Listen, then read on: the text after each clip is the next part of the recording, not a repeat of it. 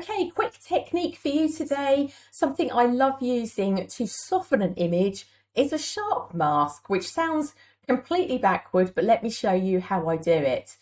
So here is one of my ICM images. Now, this technique is great for this, but it's also really useful if you have a sharp image that you want to soften, particularly buildings, you want to soften the edges. This is the technique that I really love to use. So let's focus on this staircase. This is actually a balcony here.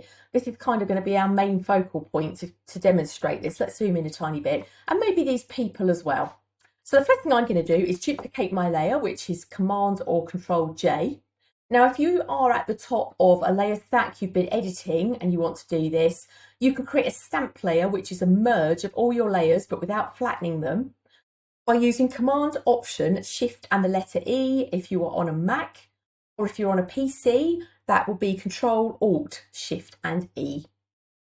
Okay, so here's my duplicated layer. I'm going to right click and say, let's convert to a smart object, and then say Filter. Now this is a sharpening mask, but you're going to find it under Other, and it's called High Pass.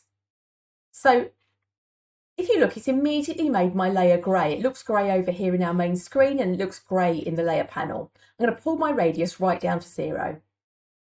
So grey to Photoshop is completely neutral. If you take two layers in your layer panel that are very white, for example, and you try and blend them with a screen blend mode, nothing is going to happen. So the closer to mid-grey you are, the more neutral everything is, and you need contrast to make anything work. So let's just see what happens as we pull the slider up.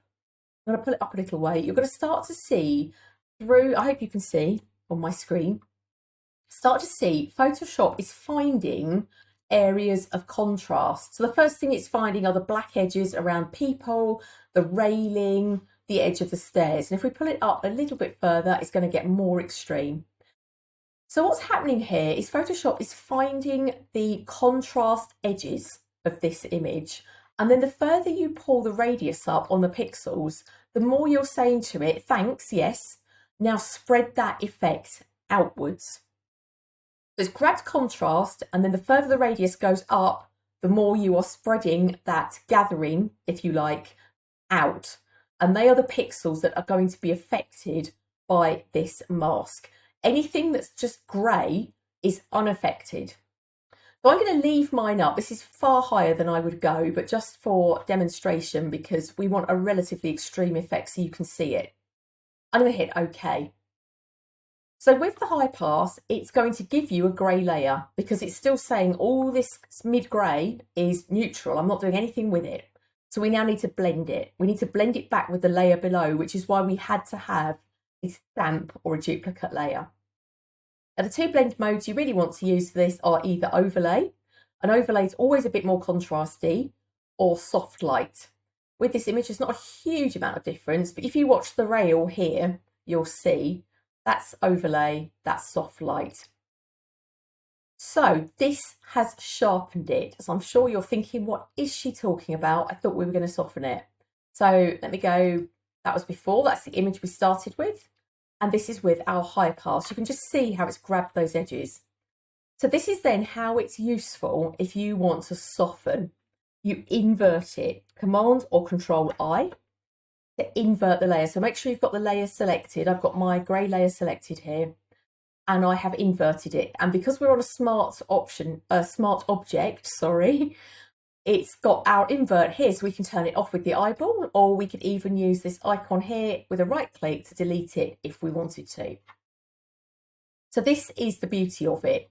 Look what it's done to the railing. It's taken those same pixels that we selected to sharpen, it's inverted the sharpen and made it soft.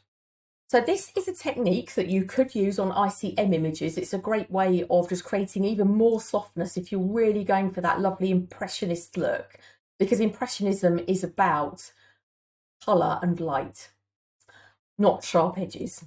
So with this rail, I just wanted to use this as a demonstration of how you might use this if you have a sharp image, particularly of a building, and you want to edit that picture into something more impressionist or painterly.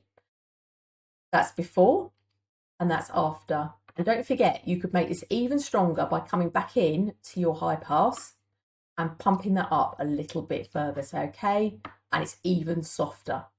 This is one of my favourite techniques for just softening down, blurring.